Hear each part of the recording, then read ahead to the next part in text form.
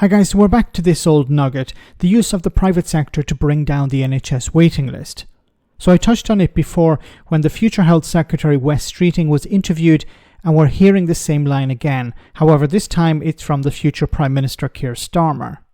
The NHS is going to be a core election issue, even if the Tories want to talk about immigration or taxes instead.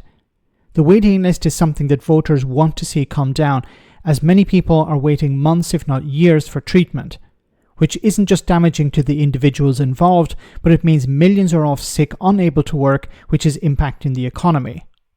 So something has to be done, but is Starmer right here?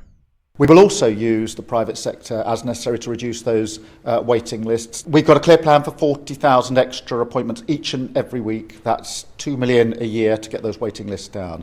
That will be done working with NHS staff, using evening facilities, weekend facilities, and we've talked it through with staff. But also, I'm confident because there are models already in place. So St Thomas's Hospital in London is already doing this. In Leeds Hospital, I've been to see this at work. We'll use those teams across the country as the sort of prototype for other hospitals. So I'm convinced that we can do this.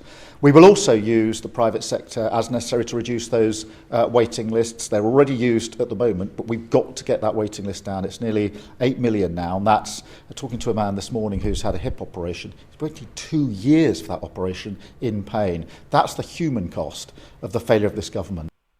And he's completely correct. This is the human cost of 14 years of Tory rule. Now, on paper, all of this sounds pretty good.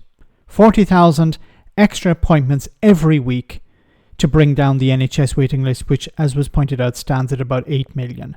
But there are a number of issues with this. So first of all, with the appointments, staffing is a problem. Is there enough staff in each of these hospitals that he wants to roll out to work at the weekends and in the evenings? Infrastructure is also an issue. Hospitals need facilities and resources to operate outside regular hours, such as equipment, admin staff and maintenance staff. So if you're doing extra work, of course, while the focus may be on doctors and nurses, you also need admin staff working extra hours. And for equipment, for the hospital itself, you need those maintenance staff or cleaning staff working extra as well.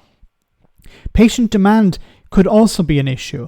Now, while providing more appointments, say in the evening and the weekends, is a good thing, patients may not actually take it up, which ironically could result in doctors and nurses sitting around waiting for patients who don't turn up themselves.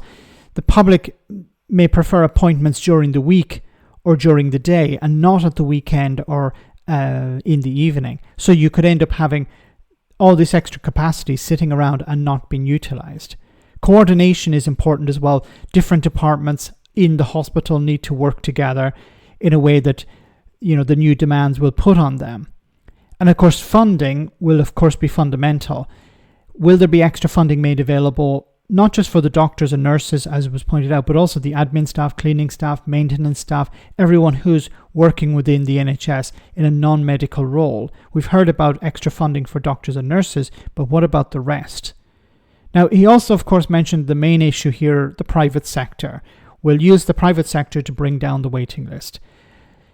There isn't spare capacity or sufficient spare capacity in the private sector, because if there was, the Conservatives would be using it. The Conservatives are massive fans of the private sector. So why would Rishi Sunak not be relying on the private sector to bring down the NHS waiting list? He's a huge fan of it, but he's not, because there isn't that spare capacity. We already know that many doctors and nurses who work in the NHS also work in the private sector.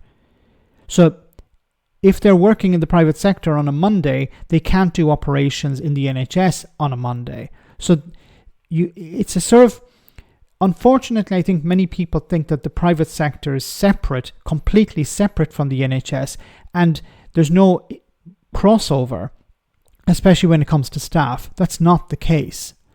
The private sector is also more expensive than the NHS. So when they talk about extra money, is this money coming out of existing NHS budgets, or is there extra money being put in to deal with this, to bring down the NHS waiting list? There has been talk about money, but is this money going to be given to the NHS, or is it going to be ring-fenced to bring down the NHS waiting list? There are many questions to be asked and many answers to be sought.